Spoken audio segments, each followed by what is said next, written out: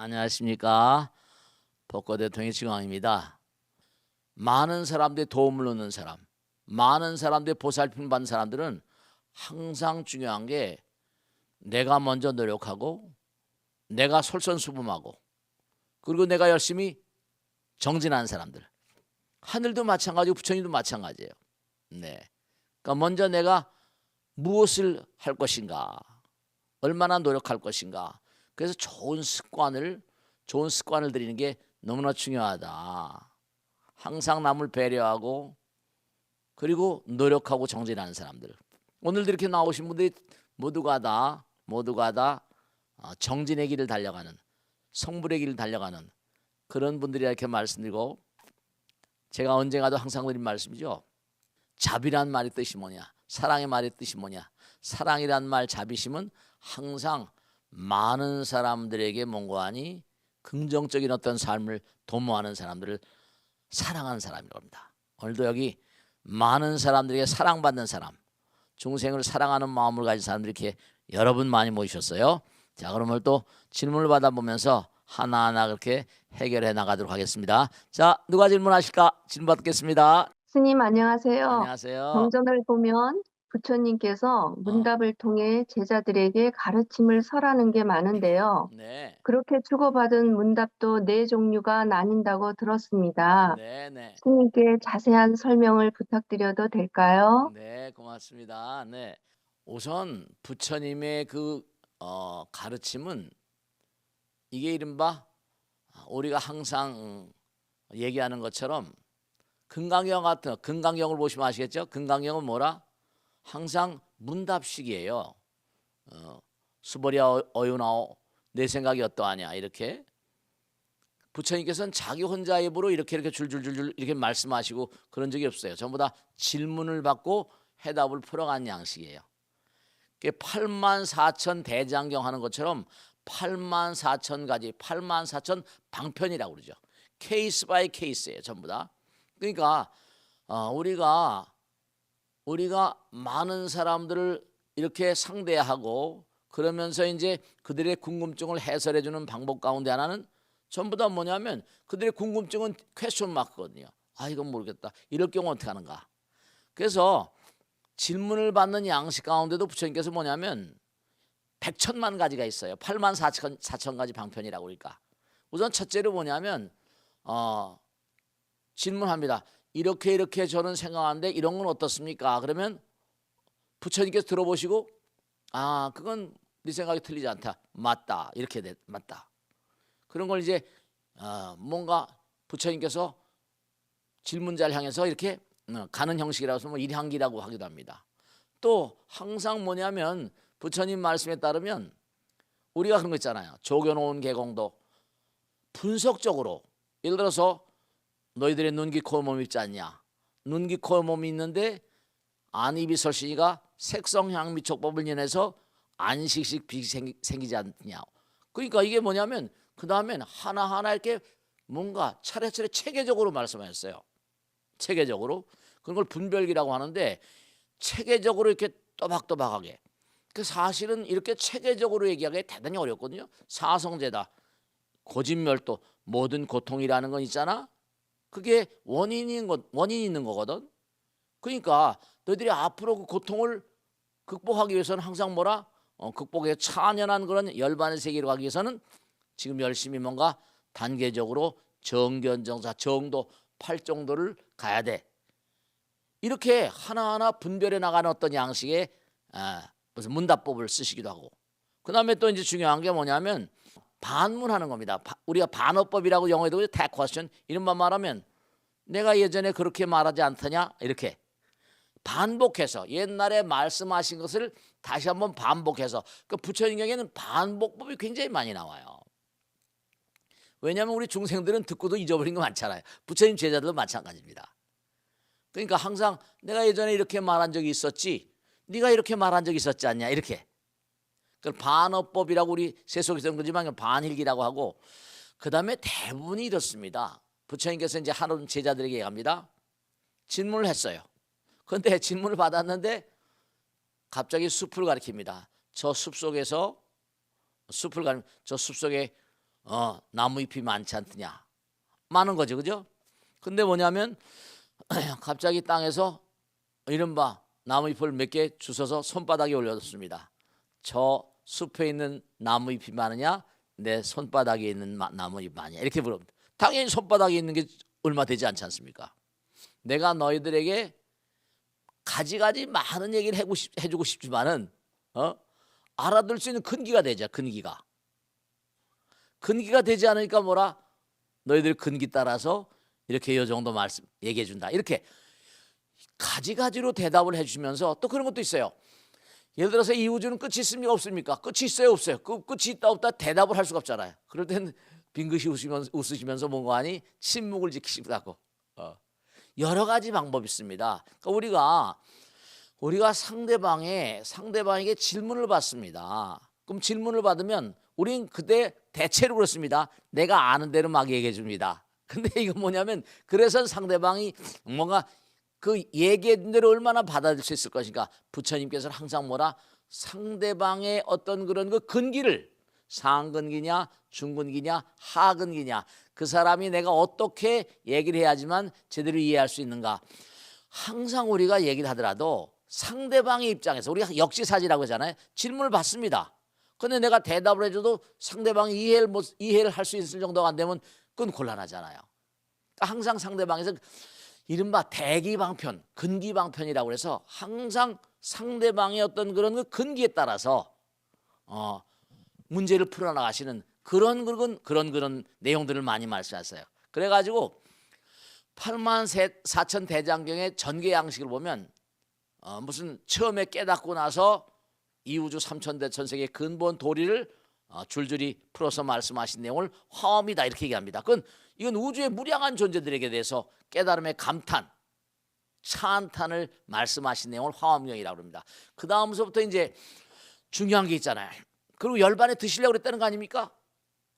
근데 이제 범천왕이나 사천왕들이 와서 무량겁을 두고 갈고 닦으셔서 이제 성불하셨는데 그냥 열반에 드신 우리 중생들 어쩌란 말입니까? 이제 권청을 했다고 나오잖아요. 그래서 이제 가만히 살펴보니까 중생들의 근기 가운데 내 말을 알아들을 수 있는 사람도 없지 않아 있구나. 뭔가 그런 판단을 내셔가지고, 그래서 이제 중생을 제도하러 내려오시면서 처음으로 말씀하신 게 아함경이라고 합니다. 그 다음에 반야, 방등, 법화, 열반 이래가지고 꾸준히 이렇게 부처님께서 단계마다 중생들의 어떤 그런 그 제자들의 근기가 수승해진 정도에 따라서 말씀하신, 해답을 하신 양식이 아주 다 달랐다고 합니다. 그래서 우리가 항상 생각해야 될 게 하나 있습니다. 이 부처님의 어떤 질문과 응답의 답변법에서 뭔가 하니, 상대방이 뭘 얘기했는데 전혀 딴소리하면 안 돼요. 상대방이 이해하지 못하는, 상대방이 받아들이지 못할 얘기, 그러니까 내 얘기만 줄줄줄 해버리면 아무 소용도 없는 거죠. 그러니까 항상 상대방의 얘기를 듣고 상대방이 무엇을 원하고 무엇을 이해할 수 있는가 하는 점을 잘 고려해서 얘기해야 되는데 쉬운 일은 아니죠. 쉬운 일이 아닙니다. 그래서 대학에서 강의를 해보거나 이렇게 뭔가 여러 군데 가서 강연을 해보고 이렇게 해보면 말이죠. 이렇게 딱 들어보면 알거든요. 저 친구가 질문을 해보는, 그러니까 여러분 이걸 아셔야 돼요. 마지막으로 꼭 하나 말씀드리겠는데, 질문을 한 사람, 부처님 같으신 분은 워낙에 영명하신 분이잖아요. 그러니까 질문을 딱 들어보면 그 사람의 속을 알 수 있습니다. 저 친구가 어느 정도 알고 있는가. 그렇기 때문에 여러분이 항상 꼭 잊지 마세요. 공부 열심히 하셔야 돼요. 그 초등학교 정도 나왔다, 중학교 정도 나왔다, 고등학교, 대학교, 대학원 나왔다. 이게 그에 따라서 급수가 다 다르죠. 그러니까 항상 연마하고 그리고 끊임없이 정진하는 그러한 자세를 갖춰야지만 뭔가 마음과 몸의 어떤 그런 현실과 영혼의 어떤 진경이랄까, 진전이 있다 이렇게 말씀드릴 수 있어요. 아시겠죠? 자, 다음 질문 받겠습니다. 누가 질문하실까? 네, 질문해 보세요. 네. 부처님께서는 모든 괴로움의 원인은 무지로부터 생긴다고 말씀하셨습니다. 네. 하지만 세상 일은 알면 알수록 괴롭고 힘든 게 더 많은 것 같아요. 네. 차라리 몰라야지 덜 괴로운 거 아닐까요? 네, 옛날 말에도 그런 게 있잖아요. 아는 게 병, 뭐 모르는 게 약 이런 얘기도 있습니다. 그죠? 영어 속담에 그래서 ignorance is bliss 그래가지고 모르는 게 약이다, 모르는 게 더 낫다 이런 얘기도 있습니다. 그런데 사실은 그것은 부처님 경전에 입각해 보면 별로 긍정적인 어떤 얘기라고 할 수가 없어요. 왜냐하면 이런 게 있어요. 부처님께서는 우리가 흔히 잘못 생각하기가 쉬운 게 알고 지은 죄하고 모르고 지은 죄는 어떤 게 더 크냐? 그러면 사람들은 아유, 알고 지은 사람이 더 나쁜 사람 아닙니까? 이렇게 대답하게 돼요. 알고 지은 사람이니까 뭐 알고 있으니까 더 나쁘지 않냐? 근데 부처님은 네, 이렇게 말씀하셨어요. 뭐냐면 우리가 가만히 세상을 살며 생각해 봐라. 모르고 지으면 다음에 또다시 짓게 된다는 거예요. 아이가 있는데 촛불이 여기 있습니다. 내 촛불이 뜨겁다는 걸 몰라요. 그러면 덥석 잡아버리면 어떻게 돼요? 손이 뒤잖아요. 그와 마찬가지로 알고 지은 죄는 이른바 말하면 죄를 지었다 하더라도 다음엔 이거 내가 뜨거워서 이거 안 되겠다. 이거 벌 받을 짓이지. 아무래도 뭔고하니 알고 지은 죄는 다음에 점점 가다 보면 조심하게 되거든요. 고진멸도의 논리도 마찬가지입니다. 고통스럽지. 그건 네가 과거에 아까 말씀하신 대로 네가 뭔가 지은 대로 받는 거야. 그러니까 잘 알게 되면 짓지 않게 돼요. 그러니까 고통을 멸하려고 한다면 어떻게 된다? 정도 바른 길을 가야 돼 이런 얘기입니다. 모르면 어떤 것이 바른 길인지 그릇 땡긴지는 몰라요. 이 길이 옳다는 걸 우리가 어느 길을 갈 때는 여행 가지 않습니까? 그 여행 가기 전에 준비를 많이 하잖아요. 우리 삶도 마찬가지인데 사람들이 다 죽음을 향해서 달리는 열차를 타고 있어요. 근데 기가 막힌 게 뭐냐면 저 세상에 가려면 여행을 가더라도 어떻게 됩니까? 여행을 가더라도 지도를 찾아서 여기 어떻게 하고 여기서 어떻게 버스를 타고 열차를 타고 이렇게 얘기하잖아요. 근데 길을 모르면 이건 뭐 얘기가 안 되죠. 그러니까 사람들이 부처님께서 이 땅에 왜 오셨다? 너희들에게 길을 안내주러 오셨대요. 영원으로 가는 길. 그러니까 우리가 세상을 살면서 너무너무 안타까운 게 뭐냐면 우리가 캄캄한 길, 이른바 무명중생이라는 건 깜깜하게 모르다는 거죠. 깜깜하게 모르니까 여기 낭떠러지가 있는지 뭐가 있는지 몰라요. 여기서 물이 뭐가 있는지 모르니까 떨어져서 잘못하면 갈 수도 있거든요. 몸에 병이 났습니다. 몸에 병이 났어요. 근데 어디 아파요. 그냥 참고 살지. 근데 사실은 참고 살다가 오히려 병을 더 치는 수가 있죠. 예전에 조금 아플 때 병원에 갑니다. 이건 여기 그러니까 이렇게 잘못된 거니까 조심하셔야 됩니다. 그러니까 의사 선생님 말씀을 듣잖아요. 근데 어디 좀 아프다 그래서 참고 하다 보면 병원에 가서 이거 왜 지금 오셨습니까? 이래 버리면 큰일 나잖아요. 그러니까 모르는 것이 약일 수 있는지 그건 잘 모르겠습니다. 근데 분명한 사실은 부처님께서는 모르고 지은 죄하고 알고 지은 죄는 알고 지은 죄가 모르고 지은 죄보다 죄가 덜하다고 그랬었어요. 그러니까 우리가 삶을 도모하면서 항상 그래서 무명을 타파하는 거예요. 공부를 해야 돼요. 끊임없이 몸과 마음을 다해서 기도하는 가운데 깨달아지거든요. 그런 사실을 아시고 우선 무명의 타파. 우선 너무 우린 깜깜합니다. 어둠을 타파하는 그런 공부에 부처님 법 공부에 매진하는 그런 삶을 살아가는 경우에 우리가 영원히 하나인 줄 알기 때문에 죽음을 향해서 달리는 열차를 타고 있어도 올바른 길을 갈 수가 있다. 이걸 말씀드릴 수 있어요. 자, 다음 줄 가겠습니다. 요즘 마약 관련한 뉴스가 끊이질 않습니다. 네. 어쩌다 이 지경까지 됐는지 놀라울 뿐인데요. 범죄도 문제지만 중독이라는 게 심각한 문제인 것 같습니다. 네. 청소년들까지 빠져드는 마약 어떻게 해결할 수 있을까요? 마약을 세 가지로 나눕니다. 하나는 지금 말씀은 몰핀 계열, 몰핀 계열. 하나는 코케인 계열. 하나는 펜타닐. 이른바 말하면 메타앰페타민. 이른바 필로폰 계열입니다. 우리 몸에서 보상기제를 우리 몸에 선물하기 위해서 도파민이 분비되겠는데 이 약들이 조금씩의 차이가 있습니다. 두뇌에서 몽고안이 도파민의 분비를 강화시키거나 도파민이 레셉바리 신경 전달 분비 도파민이 시냅스에 가는 걸 차단하면서 오래 이른바 말하면 뭐 다 복잡하게 말할 필요 없이 이른바 몰핀 계열, 코케인 계열, 이른바 필로크몬 계열이 약간의 그 구조상의 운용 이른바 말하는 시스템상에 약간 차이는 있습니다만 문제는 뭐냐? 두뇌에서 도파민을 강하게 분비하는 약입니다. 두뇌에서 몽고안이 도파민이나 몰핀 같은 것을 몽고안이 몸에서 마약이 나옵니다. 그 몸에서 나오는 그 고통 속의 고통을 해소하기 시켜주기 위해서 우리 몸에 자동적으로 자연적으로 뭔가 나오는 마약을 과다 분비하게 만들어 버립니다. 이게 과다 분비가 되면 되냐? 두뇌 세포가 깨져버려요. 두뇌 세포는 깨져버리면서 어떤 문제가 오냐? 두뇌 세포는 깨져버리면서 이른바 말하면 그 즐거움을 잊어버리지 못하게 만들어요. 그 환희와 그 즐거움 그걸 잊어버리지 못하게 만드니까 마약을 취할 때는 환희 속에 사는데 만약에 이걸 끊어버리면 금단 증상이 와버립니다.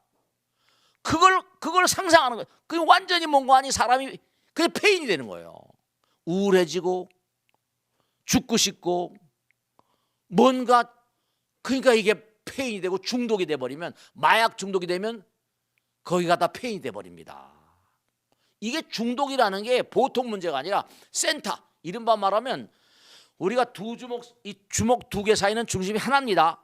근데 이 우주는 바로 뭐라? 상대성을 끊어뜨려 보니까 어디나 중심에 중이란 말은 뭐라? 우주란 뜻입니다. 그러니까 우주를 하나 속에 들어가는 세계 그게 하나 속에서 나온 부처님의 환희와 연락에서 나온 어떤 세계를 만약에 그게 탐닉을 해버리면 독이 되는 겁니다. 그게 순수하게 몸과 마음을 다해서 이른바 정진하고 또 정진해서 부처님처럼 성불하기 전까지 만약에 마약 같은 게 취했다. 그건 폐인됩니다. 그리고 또 하나 마지막으로 말씀드릴게요. 뭐냐? 중요한 게요. 영험에 대해서 잠깐 말씀드릴게요. 마약과 우리가 세속을 살면서도 뭐냐? 세속을 살면서도 공부를 열심히 하면 어떻게 돼요? 성적 좋게 나오면 기분이 너무 좋잖아요. 합격해 보세요. 눈물이 막 줄줄 쏟아지잖아요. 도파민이 완전히 분비돼 버립니다. 그런 건 긍정적인 거예요. 그리고 그러다가 해소되잖아요. 잊어버리고 그 다음에 또 그 즐거움을 잊지 못해 공부를 열심히 하거나 이렇게 가잖아요. 긍정적인 거예요. 그런데 이 두뇌에서도 도파민이 나오고 몰핀이 나오는 이른바 두뇌에서도 이른바 말하면 엔돌핀이 나오는 판인데 정말로 이 몸과 마음을 다해서 영혼과 하나가 된다. 우리 몸도 보상기제가 있는 판인데 보상회로가 있는데 내가 몸과 마음을 다해서 정말로 기도를 열심히 한다. 몸과 마음을 다해서 정말 정진을 열심히 한다. 그러면 제가 분명히 말씀드립니다. 네, 정말로 열반이라는 게 실제합니다.